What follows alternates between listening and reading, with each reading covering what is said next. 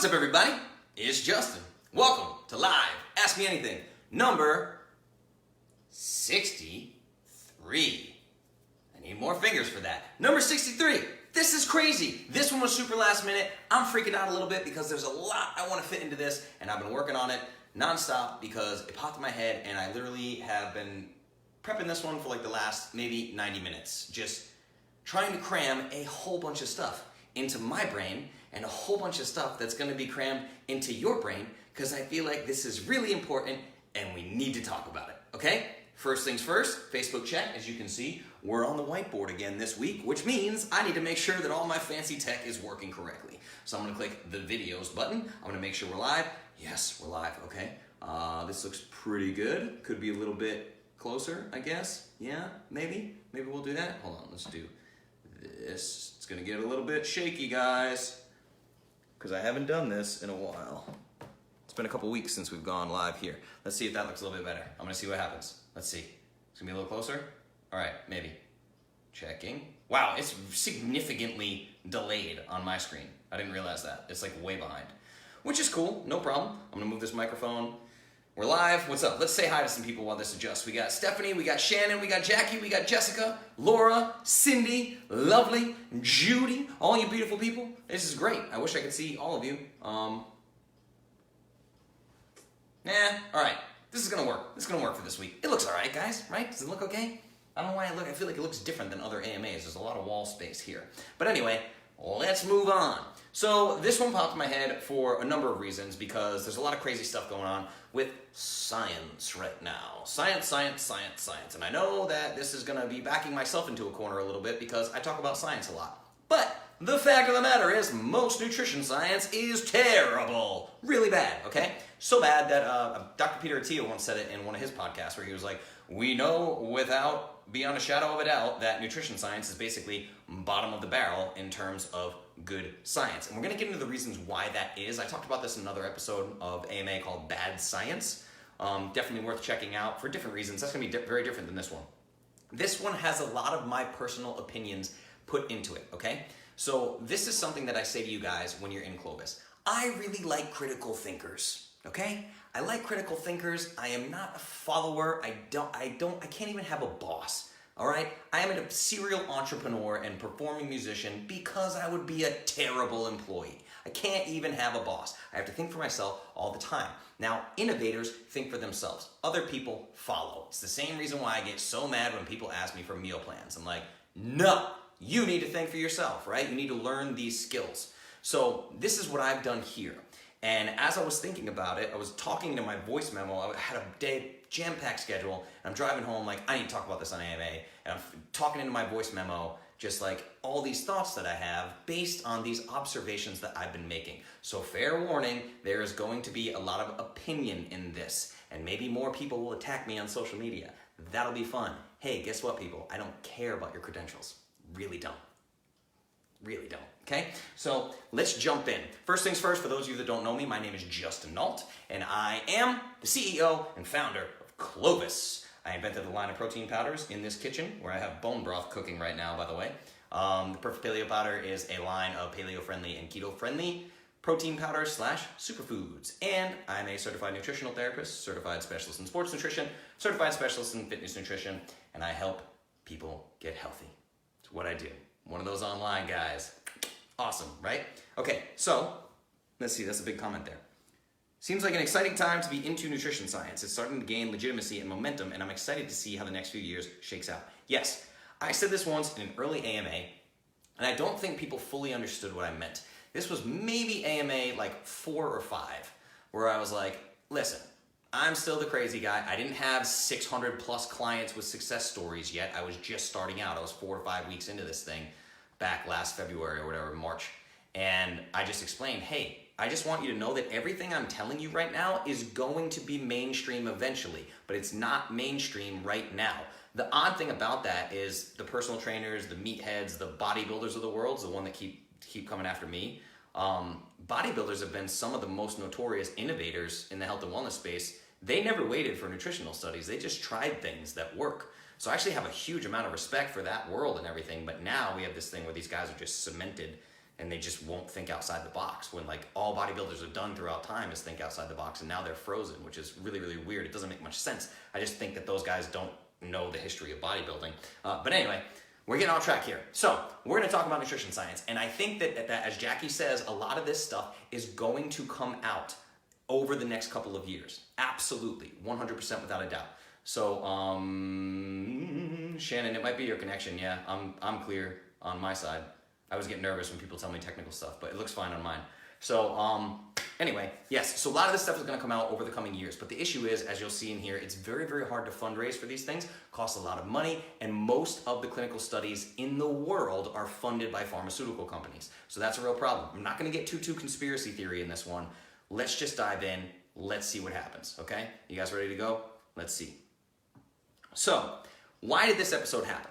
There's a couple pieces of inspiration that led to this episode. One, I did an Instagram live video on Monday about this freaking egg study that it's been shared on CNN, it's been shared on MSNBC, all this nonsense been shared all over the place. This idea that eating eggs, yet again, the cholesterol will give you cardiovascular disease, which is nonsense. I'm going to get into that. So that happened. I was also inspired by some stuff that happened on social media this past week. If you guys are in the Clovis Academy, you know what I'm talking about. Not even going to give those people the time of day that did these things that they did. But everybody keeps yelling at me about evidence and scientific data and blah, blah, blah. The third thing is Rob Wolf posted a really good video about autophagy that really made my brain spin and made me go off in this whole other direction of thinking of other things because he spawned that thought in my head and then I just kind of ran with it, right? So I started taking notes. Anyway, let's jump into this. So the first thing I mentioned here is this god-awful egg story. So I've actually put up a couple of, I've left some tabs open, which I normally don't do. I just want to make sure I get the names of things right. So the name of this article is actually now this is in the Journal of the American Medical Association, okay? So this was published in JAMA, Amazon, CNN, MSNBC, Apple.com, Apple's news website, all this stuff, right? Now, the original article is titled Associations of Dietary Cholesterol or Egg Consumption with Incident Cardiovascular Disease and Mortality. All right, make sure I have a marker here. That's what it's called. But what we got instead online, now this is the headline I pulled directly from CNN. Quote, 3 or more eggs a week increase your risk of heart disease and early death, study says. End quote. Wow, that's a very scary headline. Very scary. I better click that title. I better read that article, right? Because I'm a research scientist. That very suspiciously clickbaity title, I should totally click that, right? So let's dig a little bit deeper. What were the results of this study? So they claimed that each additional 300 milligrams of dietary cholesterol. Now, notice how I'm saying 300 milligrams of dietary cholesterol. We haven't even gotten to eggs yet. I don't know where the hell the eggs come into play in this thing. I still can't figure it out after reading the study, right? So they claim that each additional 300 milligrams of dietary cholesterol consumed per day was significantly associated with higher risk of incident cardiovascular disease. Okay, so significantly associated with cardiovascular disease. Okay, this is a crappy marker. How much so? They said increased risk of 3.24. Let me see if I can get a better marker. 3.24% higher risk, okay, of cardiovascular disease. Then they said all-cause mortality. Increased all-cause mortality, 4.43%. Okay? So cardiovascular disease, 3.24%, all-cause mortality, 4.43%. They blame the eggs. Again, even though we're just talking about 300 milligrams of cholesterol that they're saying is, again, significantly associated. It's hilarious to even say. It's not causation. It's barely even there is no correlation here. It's insane, right? Then they said, for each additional half an egg consumed per day, was significantly associated with higher risk of incident CVD, 1.11%, and all-cause mortality, 1.93%. Super scary stuff, right? This is crazy. Wait for it. The last line of the results of this study, as you can read directly on JAMAnetwork.com, says, quote, the associations between egg consumption and incident cardiovascular disease and all-cause mortality were no longer significant after adjusting for dietary cholesterol consumption. What? The headline says eggs. The headline literally says eggs will increase your risk of heart disease, right? And they say, flat out, the associations between egg consumption and incident CVD and all-cause mortality were no longer significant after adjusting for dietary cholesterol consumption. This meaning total dietary cholesterol consumption in the rest of the diet. Those increases dropped from these numbers to these numbers.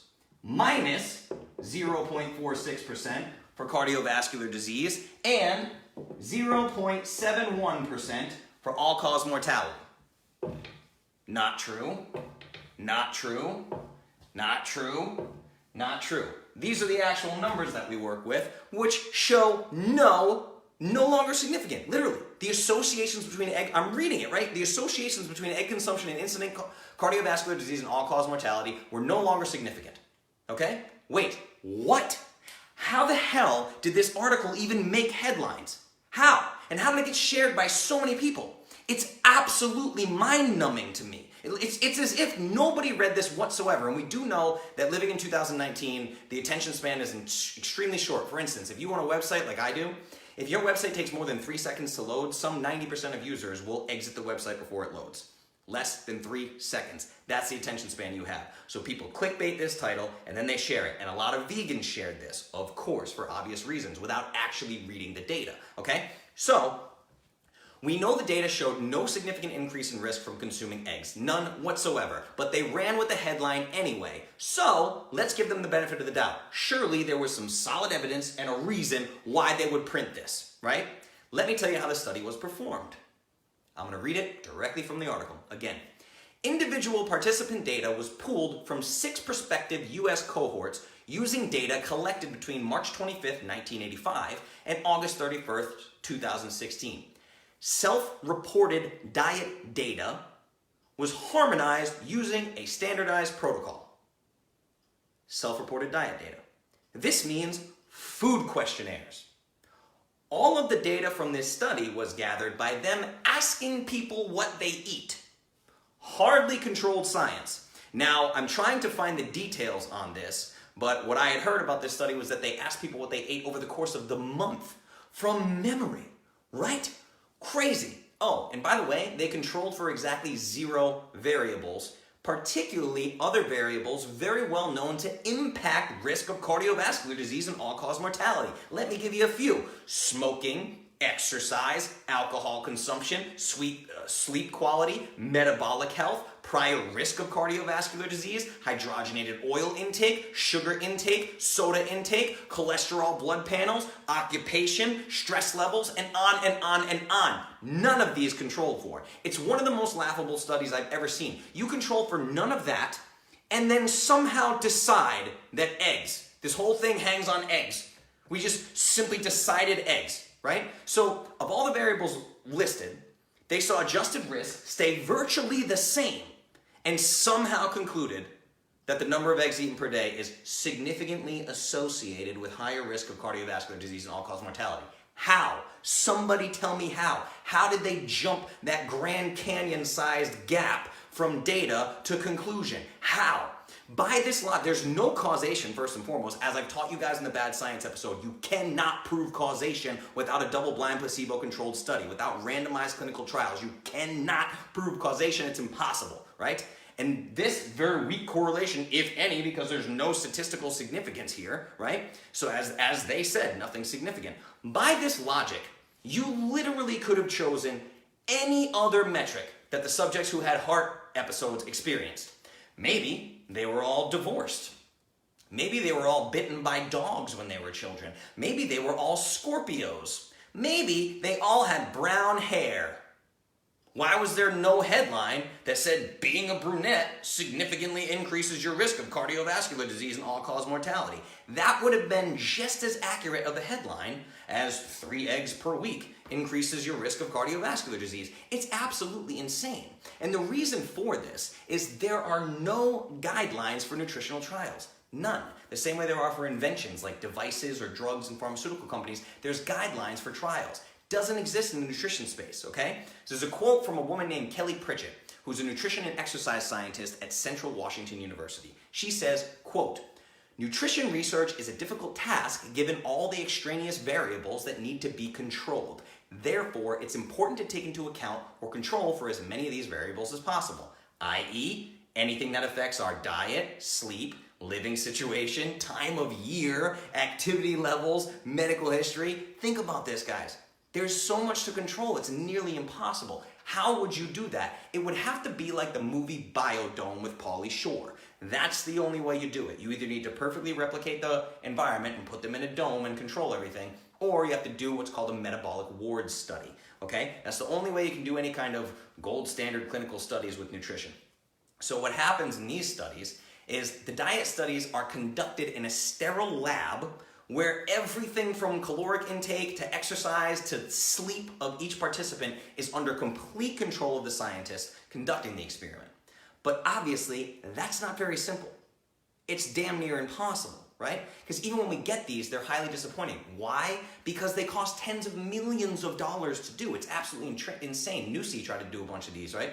So first of all, you need to put people in the metabolic ward. Pay for everything, pay for the scientists, pay for everything, right? Now, what happens is every now and then we get metabolic ward studies.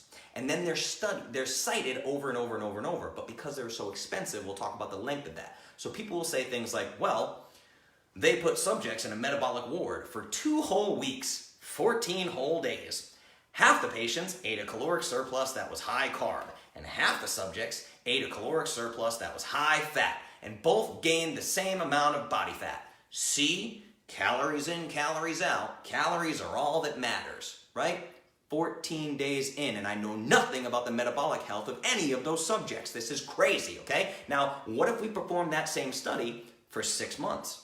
Well, considering these few-week metabolic studies can run $10 to $13 million, first of all, we would go broke trying to do this, right? But my personal opinion is if we kept those studies up with those same dietary values for 6 months, the results would probably be very, very different. Again, my opinion, not an expert, not a doctor, okay? In fact, nutrition changes in populations can have impacts for generations. Weston A. Price has documented this with his work. I've talked to you guys about it before, called transgenerational changes. A mom with a poor diet can have an insulin-resistant baby, right? Things like that. We know these to be true. So what happens is the metabolic wards, too difficult, too expensive, all this stuff, not to mention finding volunteers that would live in isolation for a study like that for years, because a lot, like that one we talked about today was from 1985 to 2016. You can't put somebody in a metabolic ward for 30 years or whatever. It's not gonna happen, you know what I mean? So instead, what we get is food questionnaires, like this egg study. Little pieces of paper that ask the subjects what they ate for that week or that month, and they're expected to recall from memory. Oh, and they're also expected to be honest. Wait a second. You're asking people about something as private as nutrition. How many women have lied to you about what they ate? How many men have lied to you about what they ate? Happens all the time, right? So how far off is the data? Well, a paper published in 2013 that I found on PubMed, that is called, let me get the name of this. Validity of U.S. Nutritional Surveillance, National Health and Nutrition Examination Survey, Caloric Energy Intake Data. Okay, in case you wanted to know the name of that. So what they found was they looked at almost 4 decades of results from the National Health and Nutrition Examination Survey. They called it NHANES, okay? This is the big U.S. government database on diet. And they compared what people said they ate and how much they'd need to eat to simply stay alive, okay? Their findings, quote, across the 39-year history of the NHANES, the energy intake data, how many calories were consumed, on the majority of respondents, 67.3% of women and 58.7% of men were not physiologically plausible. Let me be clear on that. 39 years of history of food questionnaire studies.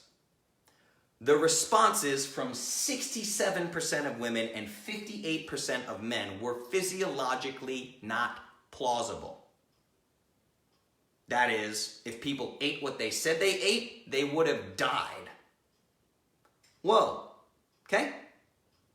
In other words, more than half the data after 39 years is demonstrably wrong. And that's not even counting people who are overeating. What are we doing here? What are we doing here with these food questionnaires? It's absolutely insane. And then we're telling people how to be healthy on this. So let's talk about why I'm so upset about this. I'm doing a time check real quick. Because the other day, something occurred to me. So again, I always have extensive show notes. I'm going to share this in the show notes for you guys. But Rob Wolf did a little YouTube video from his kitchen talking about autophagy and how autophagy kind of pisses him off. So, and I got to say, I'm with him there a little bit. I don't want to get negative here, right? But once I started talking about fasting, right? The second I put out a fasting episode, I got hit with so much correspondence, email, messages, social media, everything, just fasting, Everybody wants to fast, right? But remember, you guys are already Clovis. Everybody forgets that when I did the fasting episode, I'm like, you can get 70% of these benefits just by being Clovis and eating normal food, right? So autophagy being the cleaning up of cells, replacing malfunctioning parts in the cells. I'm not going to get into that today. But so Rob releases this video on autophagy and why it annoys him a bit that everyone is so obsessed with it via prolonged fasting. So as he details, and he's correct about this, it's the same thing with intermittent fasting, the types of people interested in cellular autophagy and apoptosis, generally speaking, are like me. The people who don't really need it. See what I'm saying? Nerds who are already super healthy, probably at very low risk of any chronic disease. So the reason why I say this is because, as Rob pointed out, in a perfect world, the human body is healthy by default. Our normal state is healthy, but in America, that is not true. In anywhere who's adopted a westernized diet, it's not true. Normal is sick. Normal is not healthy, okay? So this is the tricky part. People are only obsessed with things like autophagy because we're already sick. We wouldn't need it if we weren't. So for example, cancer prevention is often cited as a reason for autophagy and apoptosis. You want to kill those precancerous cells. Well, cancer doesn't make us sick. We get cancer because we're chronically sick. You see? There's chronic illness happening, there's metabolic dysfunction happening that leads to this crazy growth of cells, right? We shouldn't be that way. Cancer is a modern problem. There were no hunter-gatherers dropping dead of cancer 11,000 years ago. They didn't need extra autophagy to prevent such things. They didn't have an app on their phone going, start fast and end fast out in the jungle because they wanted autophagy and apoptosis to prevent cancer that everyone was dying of. This is a modern thing, okay? If us humans hadn't messed things up so badly over the last 10,000 years with agriculture, then we wouldn't need diets and protocols to begin with. We wouldn't even be discussing autophagy, okay? So this got my wheels spinning, and they were spinning hard. So I started poking around the history of nutrition studies. Let me show you some stuff. So people have had hypotheses about food and nutrition and things like this, but we couldn't really study them in any clinical setting until very, very recently. So the first vitamin was isolated and chemically defined in 1926. So first vitamin. The first vitamin was isolated and chemically defined in 1926, less than 100 years ago. Now, the research on the role of nutrition in chronic disease, literally everything that Clovis is and everything that I talk about every single week, all of the research on the role of nutrition in chronic disease is only about 3 decades old.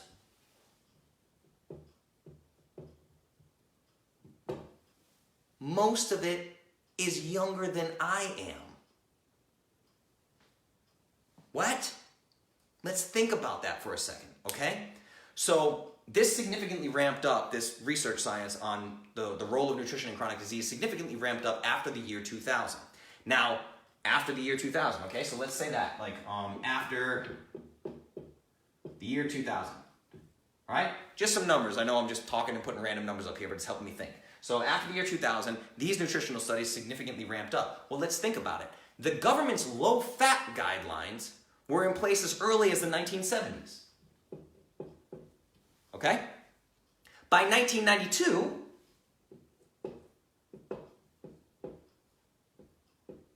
we had the food pyramid. The food pyramid being taught in all public schools. 1992 was when the food pyramid really ran crazy, right? So let's stop and think about this. My grandparents, when they were little kids, drank Coca-Cola. Coca-Cola came out in 1862, okay? They drank Coca-Cola and ate mostly bread and grains because they survived the frickin' Great Depression and were trying not to starve, okay? So they were eating sugar, bread, grains, a large percentage of the time. Meat was like a luxury, right? Now, my parents ate horrific products like Mapo and Crisco for breakfast in the 1960s. Now again, by the 1970s, the government was already pushing low-fat, high-grain consumption. By the 90s, we had the food pyramid and everything went down the shitter completely. Now this made me think of something. So again, fair warning to anyone who wants to attack me on this, go right ahead. This AMA is my personal opinion based on my observation of all of this. This, moving forward, is now an opinion piece, okay? That makes anybody happy. So, if we can all agree that the standard American diet, anybody worth their weight in the nutrition space, a health person of any kind, right, is going to say food pyramid bad, right? So if we can all agree that the food pyramid is horrific for human health, as Dr. Peter Attia says, Dr. Evil could not have come up with a better plan to kill people using food than the food pyramid, right? So if we can all agree that the standard American diet is horrible for human health, then we must also agree that virtually all nutrition studies were performed on a sick population. Nutrition studies examining the role of nutrition in chronic disease are just about 30 years old. Food pyramid's been there the whole frickin' time. The food pyramid has been the norm throughout all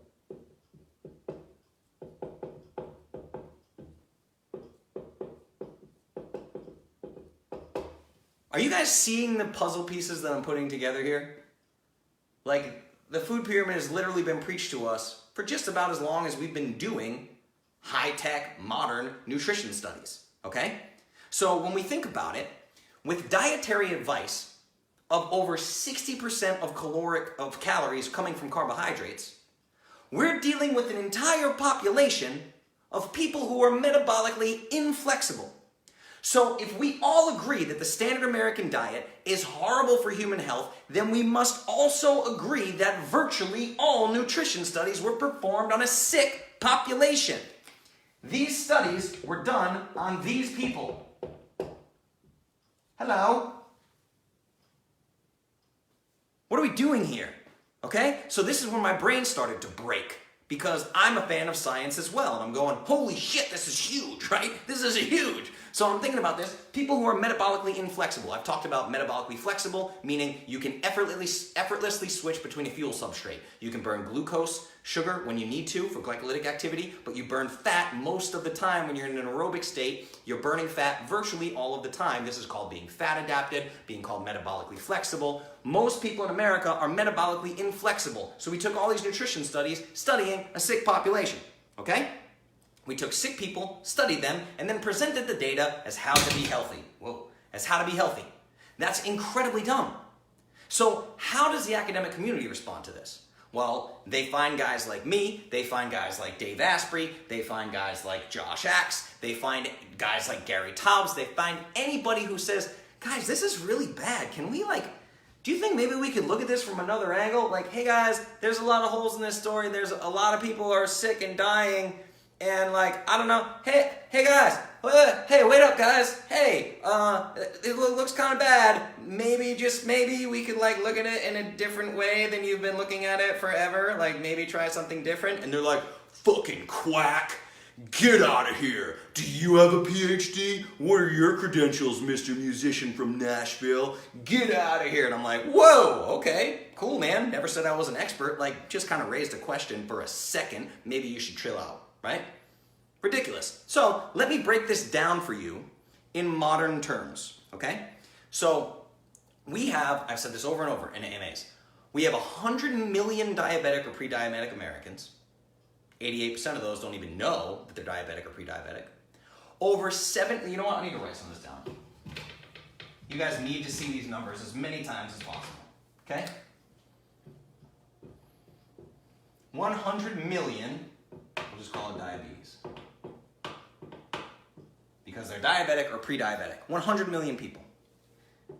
70% plus overweight. 70+% of Americans are overweight.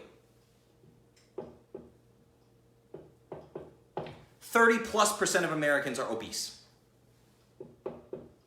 1 in 2, that's half of all citizens, has a chronic disease. 1 in 4 has multiple chronic diseases. 27% of children have chronic diseases. What are we doing? I have to caption this video now so people can see what the hell I'm talking about with my terrible chicken scratch. 100 million diabetic and pre-diabetic, over 70% overweight, over 30% obese, 1 in 2 Americans has a chronic disease, 1 in 4 has multiple chronic diseases, 27% of children have at least one chronic disease. Let's just simplify that and say that the mainstream dietary guidelines fail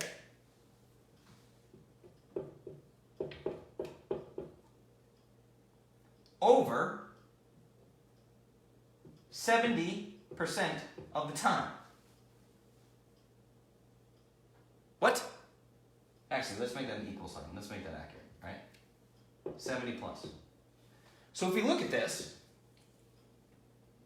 we say the dietary guidelines in America, mainstream advice, fails completely over 70% of the time. That's being very generous. It's probably worse than that, but that's being very, very generous, okay? Now, the mainstream responds by continuing to waste billions of dollars on horrible nutrition studies, incessantly trying to tweak the current guidelines just slightly in hopes of making things better. And the population gets sicker and fatter with each passing year. So let me ask you a question. I'm going to put this in terms that literally everybody can understand. So we know that the government dietary guidelines fail us over 70% of the time. A thought experiment. If Apple came out, if Apple had a press release, Scott Cook gets on stage, or we'll call him Scott Apple. Scott Cook gets on stage, right? Apple releases, they have this new press release. CEO of Apple gets out on stage, brand new press release saying, we have this amazing new electronic device. It's incredible. You're going to love it. It only costs $1,000. And it completely fails 70% of the time or more. Would you like to buy my new electronic device? Exactly 0 people with a fucking brain in their skull would purchase that device. What would Apple do in response to this? Okay, they launch this new product, price tag of $1,000, fails over 70% of the time, nobody buys it, but they already launched it, the cat's out of the bag, right? Now, would they tweak this device? Would they tweak it, little teeny tiny changes, and then repackage it and spit it back out, trying to make it better? No. The CEO would scrap the project altogether. The product would have never made it to market in the first place, and if it did make it to market, he would fire each and every person who had even a hand in presenting such a piece of shit product to the general public. He would fire everybody. Game over. That's what would happen with a 70+% fail rate. That, ladies and gentlemen, is what needs to happen with nutrition in America.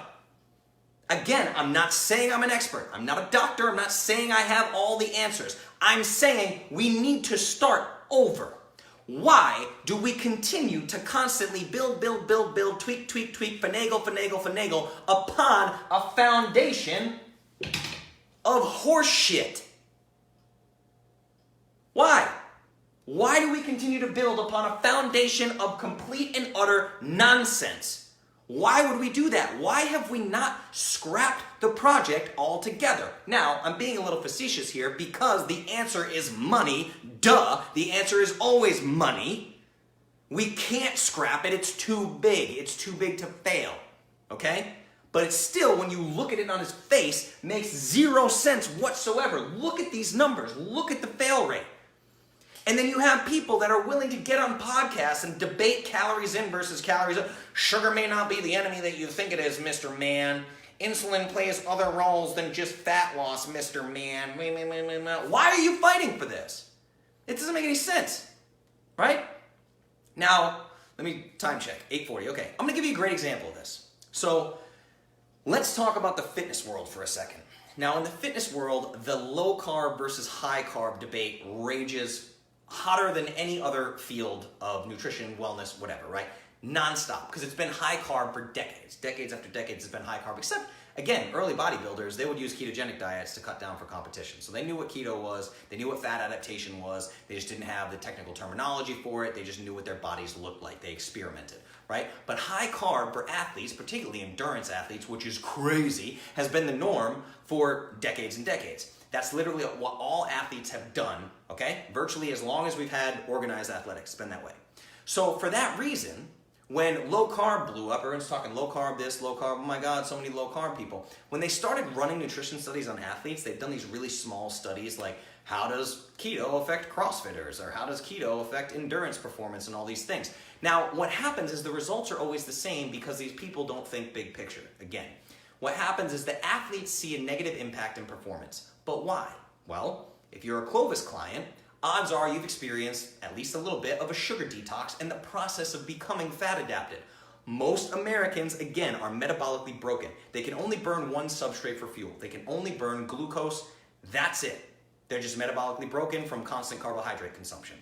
And most nutrition studies, like I pointed out, are quite short. They're usually a matter of weeks, 2 weeks, 4 weeks. Maybe you'll get 6 weeks. Maybe you'll get 12 weeks. Holy crap, right? So you're testing athletes on performance output after completely shocking their system, taking away the only fuel substrate that their body knows how to burn, and then asking them to perform the same way they always have. And when they do slightly worse, they go, keto's bad for performance. Black and white answer, simplicity, right? It's crazy. So this is why, for instance, with my MMA fighters, any MMA fighter that comes to me, I'm going to get them fat adapted. It's something that I'm going to do.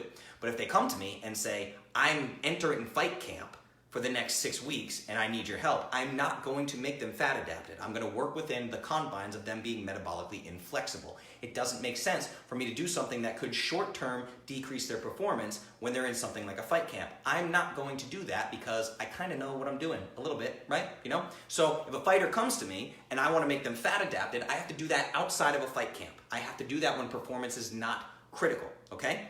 Now, there's a simple fix for this, and they did it. Okay? Making sure that the test subjects are metabolically flexible prior to beginning the study. Somebody should do this, right? Well, they did. It's called the FASTER study. The title of this study is actually called Metabolic Characteristics of Keto-Adapted Ultra-Endurance Runners. Oh, and they tracked the athletes for 20 months.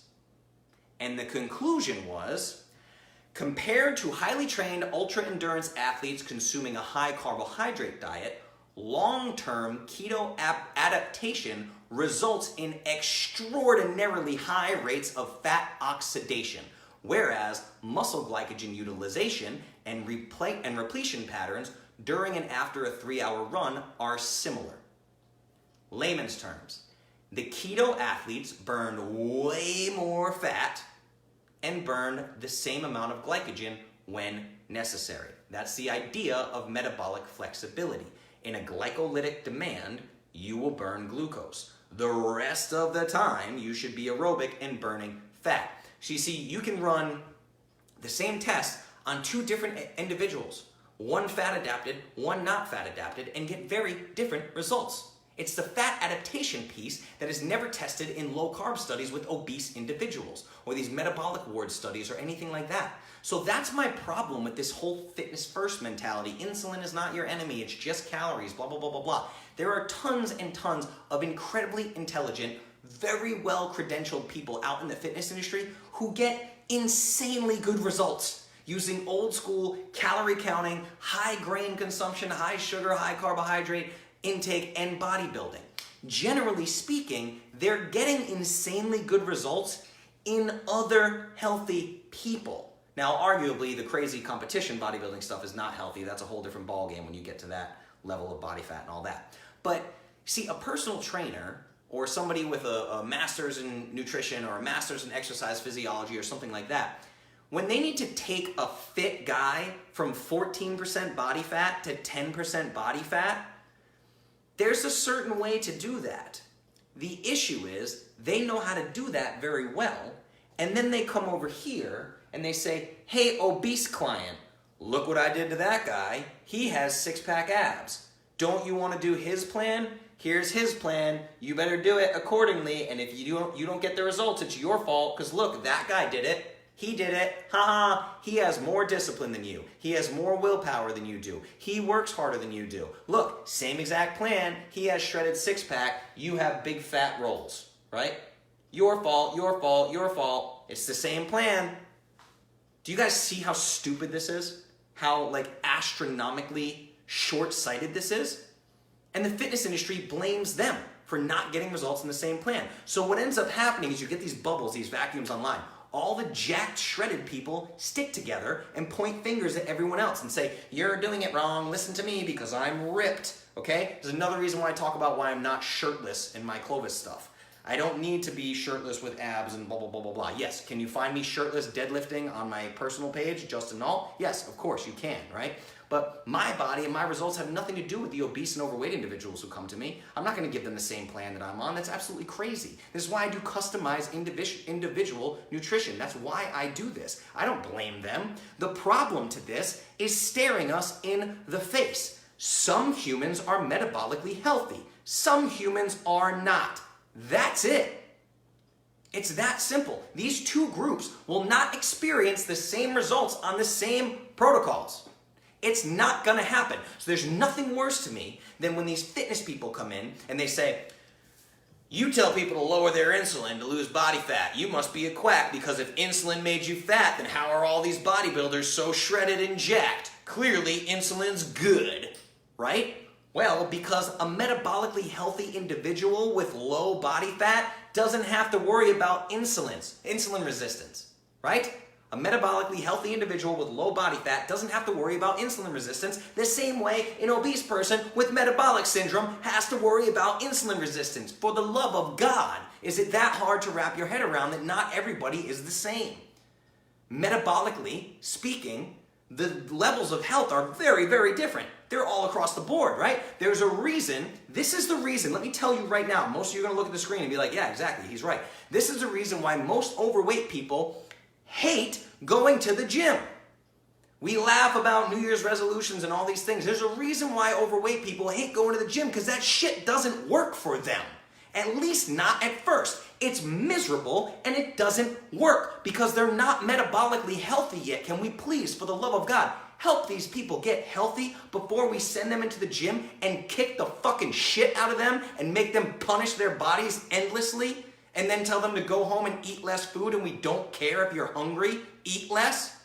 Please? Can we maybe do that? You fucking assholes. I don't even know who I'm... That basically was a blanket entire fitness industry. Change your mind. What are we doing? It's absolutely crazy. Everybody is different. Every human body is different. The metabolic health varies tremendously from person to person to person to person. It's the same way if I'm dealing with an obese individual who is obese and not yet metabolic syndrome, not yet insulin resistant, not yet type 2 diabetes. I have a little bit more leeway with that person than I do with the obese person who has metabolic syndrome. Even if they're the same weight, the same body fat percentage. One may be insulin resistant, one may not. I have to treat them differently. What are we doing?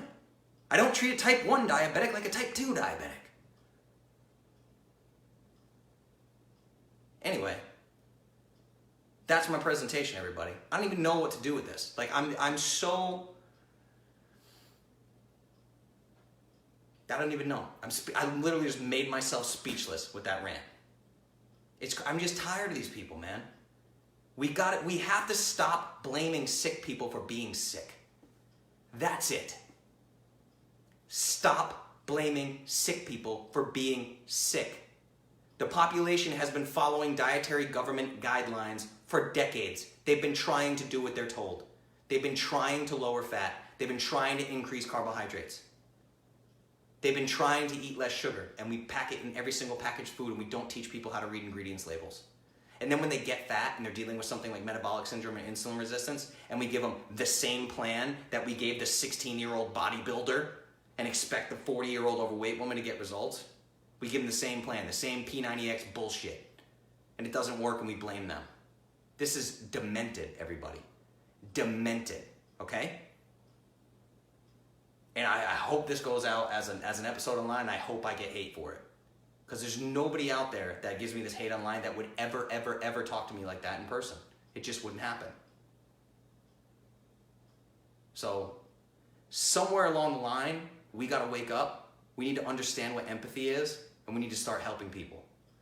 And the academics out there who want to get on podcasts and debate one another while you both have a six-pack can go fuck yourself.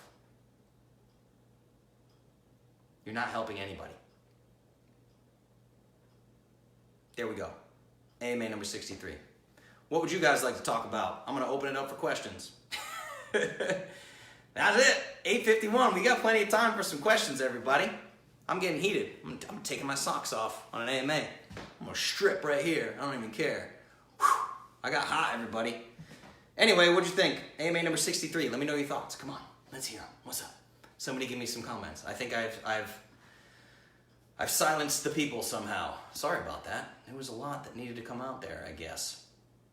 Welcome to the land of Clovis and Ask Me Anythings. So, I have a notebook with some questions in it. I could go into AMAs if you guys want me to, or that's really all I have prepared for you. So, what else we got? Anybody have any questions? Any things you'd like to talk about? Hit me. I'll just hang out. I'll hang out as long as I need to. Somebody's going to have a question. Or did you learn anything tonight? Just tell me if you learned anything. Click the like button, click the happy button, click the laughy face, click the wow face, whatever. You know, it's crazy. It's crazy to just go back and look at the way that these things line up. When we look at the statistics, when we look at nutrition studies, again, we do this thing where we just think that everything has been around forever, right? Everybody knows about calories. Everybody knows about chronic disease. Everybody knows about metabolism. No. We've been studying this stuff for like 30 years. We don't know shit, you know? So people do this thing where they say, well, where's the science? Tell me the science, Mr. Clovis. Tell me the science that gives you the right to help people change their lives. I don't need to. I can show you the picture of the person who can fit two of themselves in their old pants. I can show you that. And I'm not willing to wait for the academic community to catch up while these numbers are going on in the country that I live in. I'm simply not willing to do that. So the other influencers or academics or whatever can do whatever they want. I'm going to be working on this every day, and I'm not interested in debating anybody about it. Okay? That's Clovis. So true. Science is wrong. Who knew? Science is just poorly done. It's a field that's next to impossible. It's like I told you, the metabolic wards. How are you going to do that? How are you going to get thousands of people in a metabolic ward and study them for 5 years? That'd be considered like cruel and unusual punishment. You can't do it. For sure learn. What else you guys got? We've been misled for a very long time and health is declining. Yes, absolutely. One more person posts the egg study. I will spit. Yes. The egg study is insane. And the egg study is one of those things where this isn't like, hey guys, I'm Justin from Clovis, and I've studied biochemistry, and I have nutrition certifications, and I've been a nerd for years and years, and this is my life's passion, and I'm obsessed with it, and that's how I dissected that study. No. any human in the world, you could take a 5-year-old and walk them through that study. Maybe not a 5-year-old, but you could take anybody, virtually anybody, and walk them through that study and then go, huh? Where did this egg thing come from? How did they connect those dots? Those dots aren't even in the same universe. How did we do this? It's just insane. And then your friends online will literally like post it on Facebook like very confidently. See? This is why I eat egg whites. I'm like, you dummy, you're wasting perfectly good yolk. This is crazy. Thank you for being you. You continue to make me reevaluate everything I learned growing up and all of my habits and biases. That's amazing. I love that. What about studies that have been done in other parts of the world that aren't as metabolically broken as America? Good question. We could explore those. I don't have great examples of them. If you do, send them my way. But you have to remember as well that even still, this is such a young field. So when you go back and look at like how long we've even been able to look at cells under a microscope, right? Or like leptin is a very new, I think leptin was discovered in the 90s, maybe the 90s, I'm pretty sure. I could be totally wrong about that. If I am, sorry. But like we didn't even know about leptin until very recently. The human genome was not even mapped until 2002, right? We still know very little. So there could be other studies going on in other places. We know that there are horrific studies going on in places like China where they're literally like cloning people.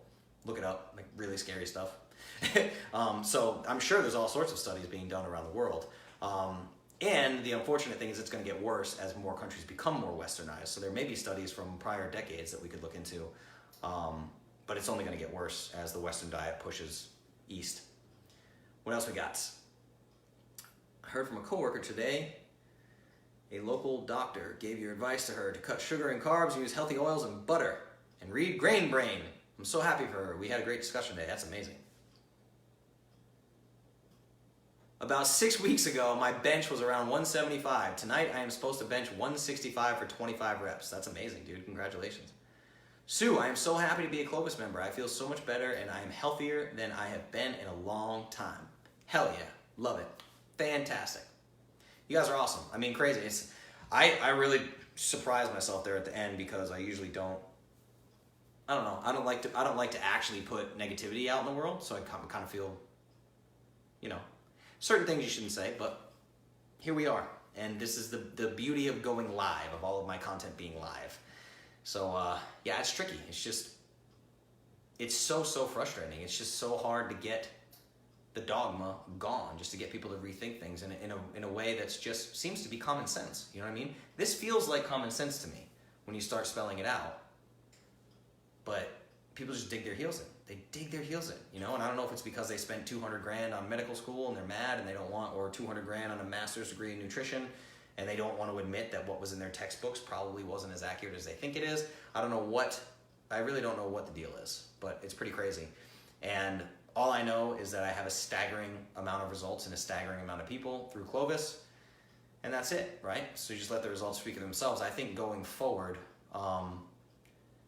results are going to speak for themselves. I think that's what's going to happen. There's a book out called Undoctored, talking about how so many people in the population are moving away from conventional medicine. Obviously, guys like Chris Kresser have things like unconventional medicine. So in the medicine space, this is already happening. Healthcare is going to look very different 5 to 10 years from now, if it even exists as we know it today. A lot of things are going to be changing. So thanks to the spread of the internet and all these things, the spread of information, people can't hide behind these old ways of doing things for very, very long. Eventually, they just get exposed, and that's all there is to it. So I do hope that new studies are performed that test these hypotheses in the way that I say, right? So if you take 20 people and put them in a metabolic ward, and some of them have a caloric surplus of high fat, some of them have a caloric surplus of high carb, and then you compare the weight gain, why wouldn't you just do the same metabolic ward study? Let's say you have 40 people, and in one of the studies, 10 of the people are metabolically flexible, 10 of them are metabolically inflexible. 10 get the high carb, 10 get the high fat. Then you have another metabolic ward and just flip it around. The metabolically flexible people get a high carbohydrate diet, or the metabolically inflexible people get a high fat diet. Just switch it up. You need those 4 variables with 4 different groups of people in 2 giant studies. Do that, right? But it costs millions and millions of dollars, tens of millions of dollars. It's really crazy, hard to do. And nobody makes money off it. When those results come out and flip the food pyramid on its head, that's why they don't want it to happen. I'm too healthy. I want my money back. Yeah, no kidding. I'll buy you all new clothes, don't worry. Just kidding, don't hold me to that. I'm not buying any of you new clothes. You should use them like parachutes or something. That is exactly why we watch you, Julie. That is exactly why we watch you. No beating around the damn bush. Thank you. Yes, you're very welcome. Let's publish an article about Clovis and the results. Yeah, it's better than a food questionnaire article. We know. Hey, look, this is called the Clovis study. Here's a list of food they ate. Ta-da! Should be that simple, right? But I mean, you'd be shocked. And I know a lot of you guys know this. A lot of this comes from, what I'm dealing with today, the way I'm talking to the camera and everything comes from being attacked by some people on social media and like just really mean, nasty. Good. Make sure I'm back here. Hold on, because it's way delayed and I don't know if it just cut me off. I hope not. Does it say live? Yeah, okay. It still says live. Sorry, that was crazy. My alarm on my phone went off. That's never happened in a live before. I didn't realize I have to turn the alarm off while I'm live. So anyway, hey, I'm back. Here we are, live. It's AMA number 63. I'm calling it Studying Studies. Really should be more of like Observing Studies is really probably what the title of this should be, but I like the wordplay of Studying Studies. That's more fun. It's 9 p.m. Unless you guys have any questions or anything, we can wrap this one up early. I am doing mass gains, and I have to eat literally 1,400 calories left before bed. It's gonna be brutal. So I gotta go take off and do that and examine how bad were the things that I said tonight. Not that bad. It's no big deal. I'm not worried about it. But anyway, I love you guys. Thank you for listening to me. Really, there's been some incredible testimonies in Clovis lately that got me all emotional and stuff, and it reminds me of why I do this. And I had spent a significant amount of time today not working, and I gotta be honest with you. Spent a significant amount of time not working and talking to some very close people who I care about very much on the phone today about some of the things that have been going on, the growth of Clovis, the negativity that I was faced with on social media, and just this work that I do and why I do it and why I'm going to continue. And anyway, so I will continue, and I'm going to work as hard as I can for you guys and change as many lives as I can. As you guys know, there's a big Amazon giveaway happening right now if you are an I Am Clovis member. So if you're not an I Am Clovis member, go to iamclovis.com/start, and I can actually hook you up with a free 30-serving bag of paleo powder. So that's happening, but I got just bombarded with emails from that. I really didn't think that through. So my email inbox just got kind of blown up. So I promise you, there's custom plans that I need to make. There are answers to I Am Clovis members who have specific questions about nutrition. So I'm gonna answer those. The inbox will get to inbox 0. Each and every person will be answered, and that should happen no later than midday tomorrow. That's literally, today got a little bit blown up, but literally tomorrow, the only thing on my list is you guys, my I Am Clovis members. You are 100% my priority tomorrow. As you guys know, if you email me, you get a response. I promise you that is going to happen. So I'm gonna knock all that out tomorrow. Some exciting stuff happening behind the scenes. You're gonna see some changes coming up that I'm super excited about. Crazy, crazy excited. So anyway, I love you guys. Tyler, I believe in you. I believe in you, brother. Thank you, Tyler. That means the world to me, man. You know that. Lovely, thank you, Lovely. Christine, no worries, you were great as always, thank you so much. Jessica, thank you, this was amazing. Judy, 130 days ago, sat on the couch, now I am chasing a 6-year-old and I'm an 11-month-old with no problem. I'm also 61, I am Clovis. Hell yeah, you're Clovis, Judy, that's amazing, I love that. Yeah, I know you're out babysitting your kids for a while, right? You're there for several months, so that's awesome. Well, your grandkids. So congratulations. I'm so glad you're running around with the grandkids. That makes me very, very happy. Those non-scale victories are my absolute favorite. When your quality of life improves, that's why I do this. So anyway, I've been rambling long enough, you guys. Thank you so much for being here. AMA number 63, Studying Studies. My name is Justin Nault. Email me if you need me, justin@iamclovis.com. Go join the Clovis Academy. Work with me one-on-one, iamclovis.com/start, iamclovis.com/start. I would love to change your life. Really, more help you change your own life. Thank you guys. Justin Nault, AMA number 63. I'm out. Thanks. Good night.